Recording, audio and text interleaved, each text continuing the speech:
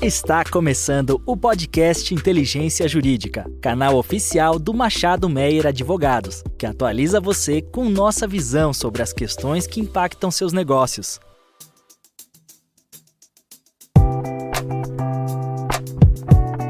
Olá, eu sou Juliana Abruzio, sócia de Direito Digital e Proteção de Dados do Machado Meyer.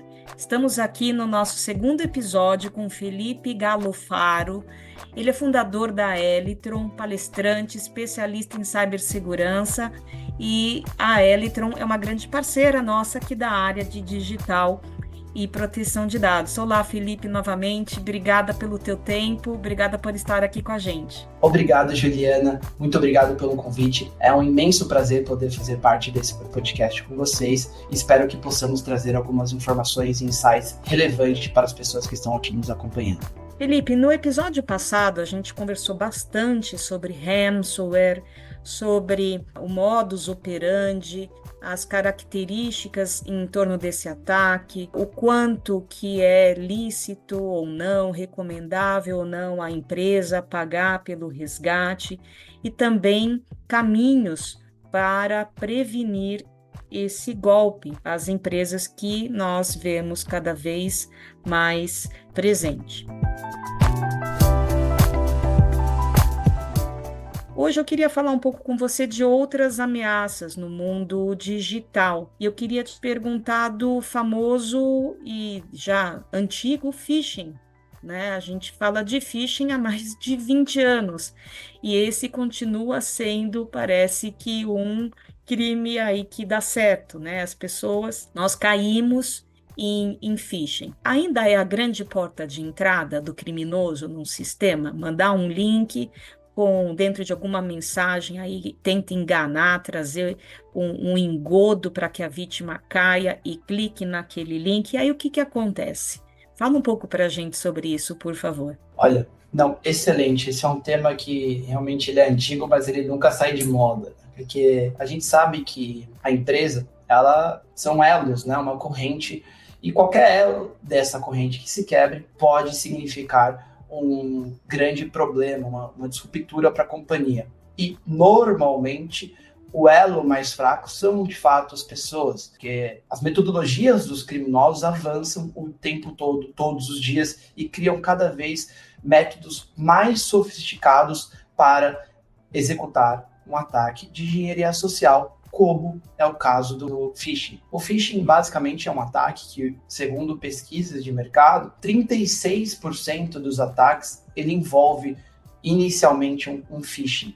Então, realmente um ataque que é antigo, porém, ele ainda é super relevante no mundo, né, nos riscos para as empresas. Então, é um ataque que é super importante as empresas que elas tragam treinamentos, capacitem as pessoas, mostrando os riscos dos phishing, porque as empresas acreditam que é importante ela ter uma barreira externa muito alta, né? Um muro, entre aspas, o muro da nossa casa ele tem que ser muito alto e, normalmente, dentro da casa ele entende que ali ele está seguro porque ele tem uma barreira de proteção externa muito grande.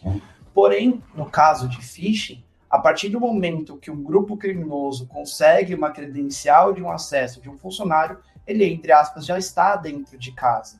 Então, é um problema endêmico de várias companhias, o ataque de phishing, porque é o ataque de phishing, um criminoso consegue, entre aspas, infiltrar ali, entrar dentro da casa do cliente apenas com ataque de engenharia social, enviando um link por e-mail, seja mandando um SMS, que chamamos de smishing, diversas outras técnicas que os criminosos normalmente, a partir de um clique errado, conseguem comprometer aquela credencial ou comprometer a sessão logada da vítima. Ou seja, o ransomware que a gente tanto falou pode custar muito caro para a empresa, pode começar lá atrás com um simples, entre aspas, simples phishing, né? Com toda certeza, com toda certeza. Boa parte, inclusive, dos ransomwares, ele inicia, sim, com o caso de um phishing. E falando aqui de outras ameaças, o que você tem visto mais nas demandas das empresas hoje em dia, em termos de ataques a ambientes digitais? Além do ransomware que falamos e do phishing, um ataque que hoje está muito em alta, ele veio como um efeito colateral da Lei Geral de Proteção de Dados, né, LGPD, e aí fazendo um adendo, eu não estou criticando a lei ela é super importante, super necessária para que possamos garantir a segurança dos dados de nós, né, das pessoas, mas ela vem com esse efeito colateral, seja a lei aqui no Brasil, seja a lei na Europa, na Califórnia, qualquer lei de proteção de dados, ela vem com um efeito colateral negativo, que é o criminoso sabe que se tiver um vazamento de dados, a empresa está sujeita a multas altíssimas por aquele episódio de vazamento de dados. Então, um ataque que nós já prevíamos isso antes da LGPD, e de fato ele se concretizou, a gente acompanhou um move interessante, porque nós fazemos, né, um monitoramento de Deep Dark Web para os nossos clientes, para prever ataques, entender se estão falando dos nossos clientes, se estão criando uma nova metodologia de ataque, enfim, se inteirar do que está acontecendo. E a gente acompanhou um move interessante de grupos criminosos que eram focados em outros tipos de ataques, agora estão focados em vazar bases de dados das empresas para poder falar para a empresa, olha, estou com a sua base de dados aqui. Você prefere pagar uma multa de até 50 milhões de reais para o governo ou uma parte dessa multa para mim? Então, de fato, esse é um ataque que ele está bastante em alta por conta da LGPD. Mesmo que não tiveram multas ainda aplicadas, né, multas relevantes aplicadas aqui no Brasil, ele já vem sido explorado esse nicho, né, entre aspas, esse nicho de mercado pelos criminosos por conta da lei. Hoje é um sistema jurídico, né, que veio com a lei de 2018, como a gente estava comentando no primeiro episódio. O criminoso também estuda, ele também faz uma análise de mercado, ele até sabe da regulação e da multa que consta na lei, né?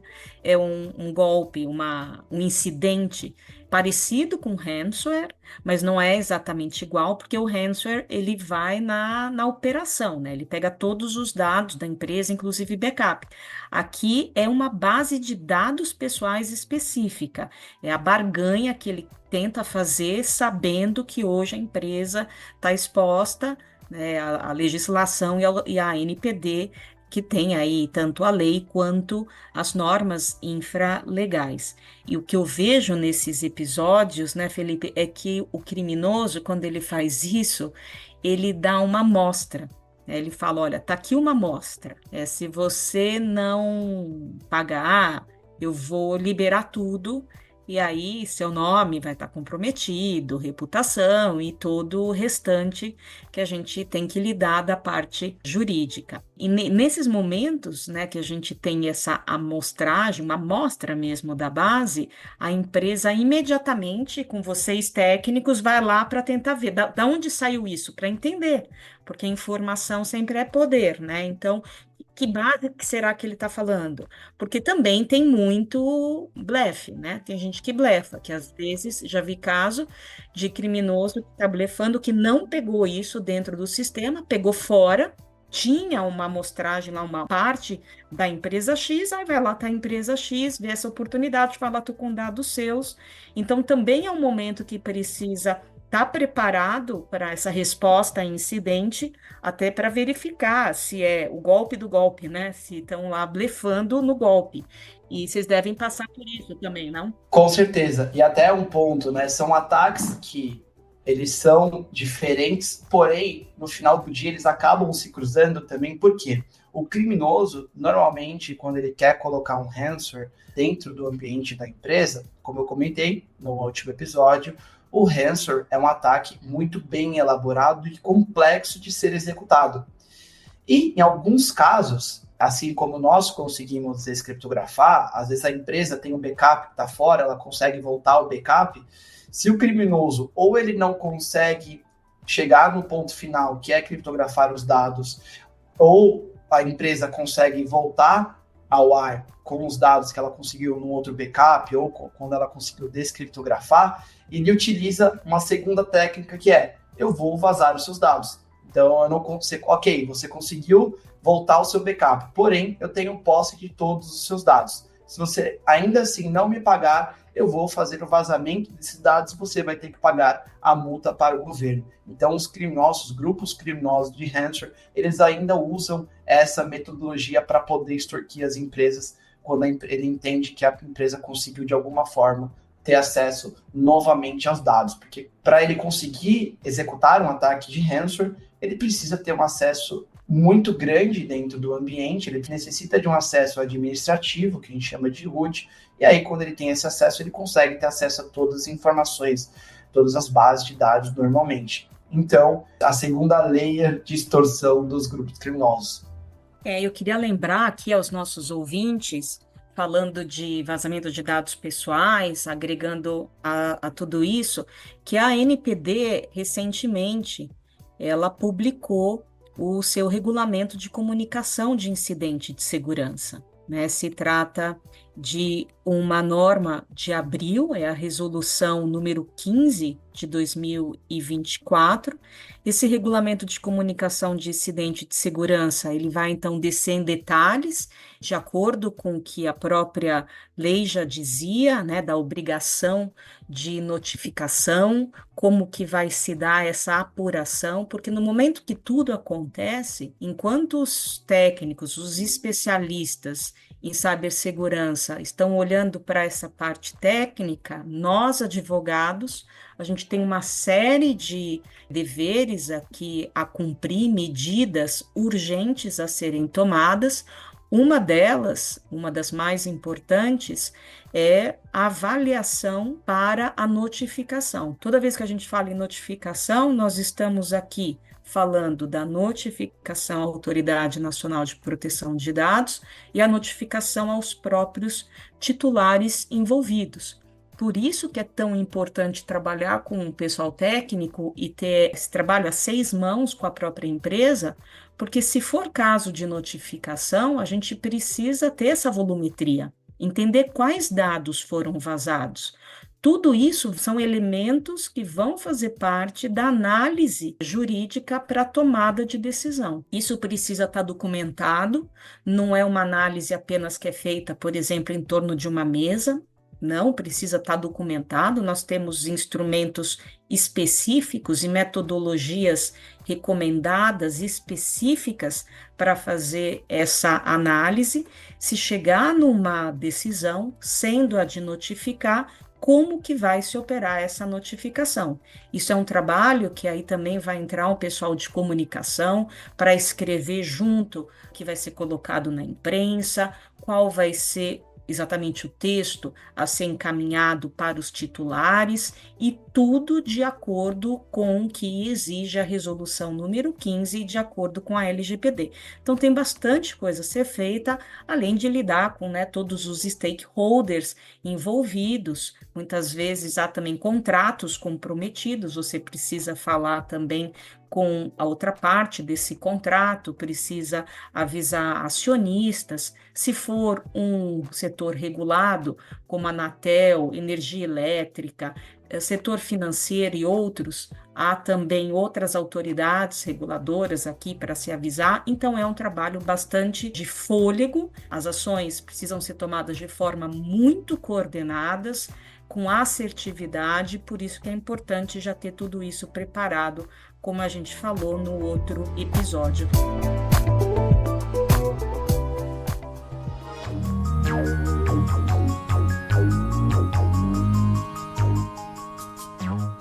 E, Felipe, você mencionou, tanto no primeiro episódio como hoje, você mencionou 2 expressões que a gente ouve muito. Bem, eu sei do que se trata, mas talvez alguns ouvintes não sabem. O que é Dark Web, o que é Deep Web e qual a diferença entre elas? Porque também não é incomum a gente ver o pessoal usando um nome pelo outro ou confundindo uma coisa com a outra. Perfeito. Basicamente, Juliana, a internet ela é dividida em 3 partes, né? A Surface Web, que ela é basicamente o Google, né? Então é tudo que a gente enxerga, que a gente utiliza para fazer pesquisas, então é a internet mais superficial. E aí, a camada do meio é a Deep Web. A Deep Web, diferente do que muitas pessoas acreditam, não é onde acontecem normalmente as coisas ruins. A Deep Web é tudo que o navegador, o buscador, ele não enxerga. Então, como, por exemplo, dentro do seu Internet Banking, ele já é considerado Deep Web, porque o buscador ele consegue enxergar dentro do seu Internet Banking. Então, tudo que não é indexado é considerado Deep Web. E Dark Web, sim, é onde as coisas ruins acontecem. Então, tráfico de drogas, grupos criminosos para fazer ataques, de ransomware, entre outros ataques. Enfim, tudo de ruim que a gente escuta falar por aí, normalmente acontece ali nessa camada, na Dark Web, que é uma camada da internet que ela normalmente não é acessível pelos navegadores comuns que conhecemos, como o Google Chrome, Safari, etc. Ela só é acessível através de navegadores específicos, como o Tor, por exemplo, que é um navegador anônimo que permite acessar a Dark Web. E normalmente um fórum, um grupo na Dark Web, ele não é uma URL que a gente conhece como google.com.br. São vários números e letras, etc., sem nenhum tipo de formato específico, e aí normalmente ele termina em .onion, né? Que é a extensão ali do Tor, e aí normalmente ele só é acessível através desse navegador. E hoje ainda existem alguns fóruns que listam esses grupos, mas não existe um Google dentro da Dark Web. Então, para que você possa acessar um fórum, você precisa conhecer aquela URL para que possa acessar aquele fórum. É interessante, né? Porque não é o lugar comum, né? A grande maioria navega na Surface Web, que parece que consiste em 2, 3% desse mundo todo aí que você mencionou. Aí a gente vê a grandeza, né, de Deep Web, Dark Web, porque a internet já tem tanta coisa quando a gente faz uma indexação, né, com um buscador como Google, Bing, já vem tanto conteúdo e a gente está falando de 2 a 3% e realmente tudo fica mais difícil por esse sistema, né, de uso de Tor, além de não ser friendly e bonito como hipermídia, multimídia, a gente tem uma dificuldade também para monitorar as coisas. Mas o jurídico com vocês, né, que são os grandes entendedores, é possível monitorar, buscar e entender, fazer esse trabalho de inteligência dentro desses ambientes. Fala um pouco mais, por favor, sobre esse monitoramento Deep Dark. O que que se busca? Fala exemplos do que vocês acham, como que a gente trata disso. Excelente, Juliana. Você tocou num ponto que você comentou justamente a questão de inteligência. Porque a nossa metodologia de trabalho é o que a gente fala, né? A gente não entrega fragilidades ou pontos de melhoria ou vulnerabilidades. Não, a gente entrega inteligência. Então, de fato, o nosso trabalho é montar o quebra-cabeça, entender onde estão riscos, os maiores riscos, como que faz para que possamos evitar que aqueles riscos atuais voltem a acontecer no futuro, porque senão fica algo que a gente fica, entre aspas, enxugando o gelo por ali. Então, muito mais do que segurança, vulnerabilidades, etc., é inteligência. A gente fala que o nosso entregável, de fato, é a inteligência cibernética. E aí, falando de buscas de ameaças em fóruns de Dark Web, que a gente chama de Threat Intel, né, inteligências da ameaça, é justamente termos acesso antecipado a tendências dos criminosos. Normalmente, antes de algum ataque acontecer, não dá para falar que normalmente, mas acontece com uma grande frequência também, alguns grupos criminosos pedem ajuda num grupo de Dark Web. Estou tentando atacar a empresa XPTO, já estou com uma vulnerabilidade X. Como que eu faço para elevar a criticidade dessa vulnerabilidade para que eu possa conseguir vazar um dado, mexer, falando do setor financeiro, transferir dinheiro ou vazar extrato, enfim. De fato, elevar o privilégio daquela vulnerabilidade. Então, em alguns casos, a gente consegue acompanhar grupos criminosos que o criminoso está ali, já tem uma vulnerabilidade no ambiente da empresa, mas ele não está conseguindo chegar onde ele quer. Então, a gente acompanha aquilo para que possamos entender do que ele está falando, se ele tem realmente uma falha do que ele está falando. Então, para que possamos prever um ataque. Ou, por exemplo, base de dados que acabam sendo divulgadas em grupos de Dark Web, porque normalmente o atacante, quando ele tenta extorquir a empresa, e às vezes a empresa não paga, ou porque não acreditou, porque achou que era mentira, ou porque não quis pagar, ou por qualquer motivo, ele normalmente vai disponibilizar aquela base na Dark Web e vender aquelas informações para outros grupos criminosos que, porventura, tenha interesse naquelas informações. Então é muito comum pegarmos, por exemplo, também, além disso, vazamentos de credenciais de VPN corporativas. Então, um atacante conseguiu, de alguma forma, vazar as credenciais de acesso a um ambiente e aí ele não conseguiu utilizar aquilo ou quer vender aquilo, ele vai lá e vende essa credencial de acesso na Dark Web. A gente, como eu comentei, a questão dos ataques.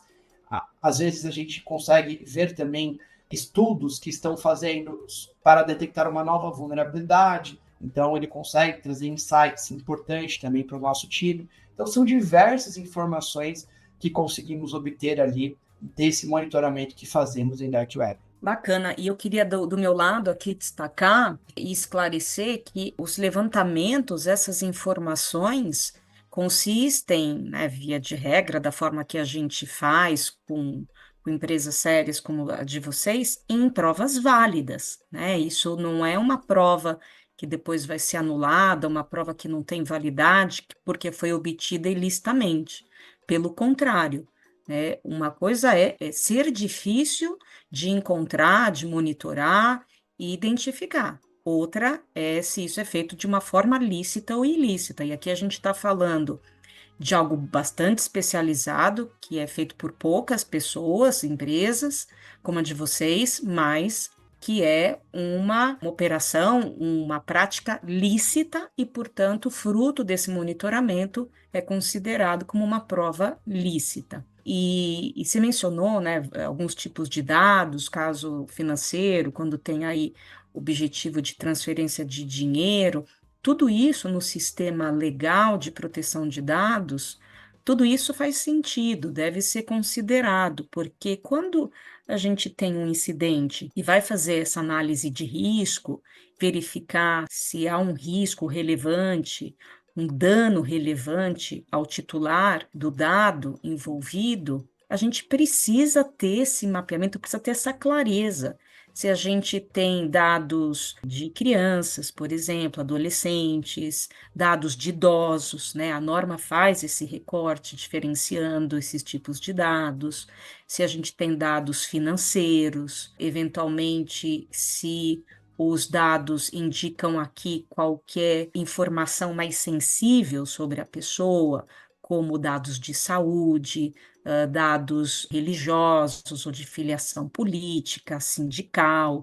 Então, tudo isso é muito valioso nesse momento em que a gente entra. Por isso que eu estou repetindo aqui, mas é por força da importância do trabalho coordenado, né? O jurídico precisa do pessoal técnico e vice-versa, porque a gente tem, inclusive, um prazo muito curto para avisar a autoridade, né? A gente corre porque existe aí muitas vezes uma demanda pela própria operação que precisa voltar, ou existe uma ameaça muito significativa, mas não é apenas isso. Essa comunicação do incidente de segurança à Autoridade Nacional de Proteção de Dados, ela precisa ser realizada em até 3 dias úteis, né? Realmente não é um prazo extenso, é um prazo apertado, mas tem sentido porque é preciso ter essa medida, já que envolve o dado de pessoas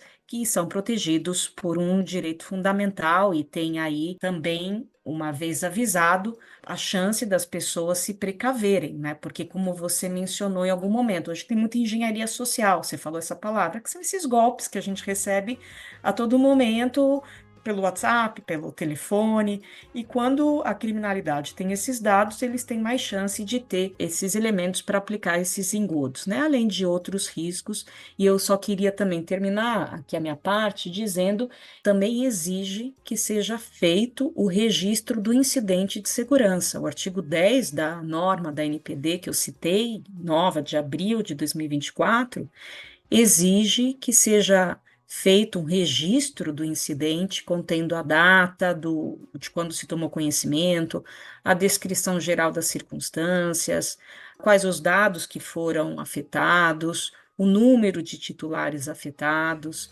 contém essa avaliação do risco que foi feita, eventualmente os danos potenciais aos titulares, né, e quais são as medidas de correção e mitigação dos efeitos do incidente, quando for aplicável.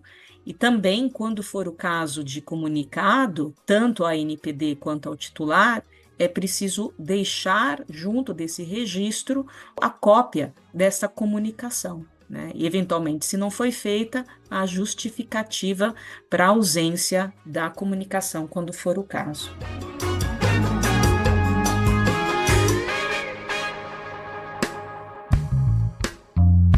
Bom, Felipe, o papo está ótimo, mas a gente está chegando ao fim. Quero te agradecer demais a você, a turma da Elitron. Mande um abraço a todos. Obrigada por participar e por ser parceiro aqui da nossa área. Excelente, Juliana. Foi um imenso prazer, o papo foi super fluido, passou super rápido, Muito obrigado pelo convite e conte com a gente sempre. Um grande abraço para você e para todos do seu time. Obrigada. E aos nossos ouvintes, continue com a gente nas plataformas do Inteligência Jurídica Machado Meyer. Até a próxima.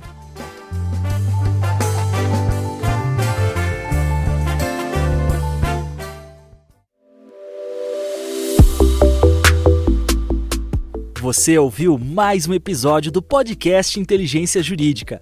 Além de favoritar e compartilhar, agora você pode participar da nossa caixinha de perguntas e enquetes aqui no Spotify.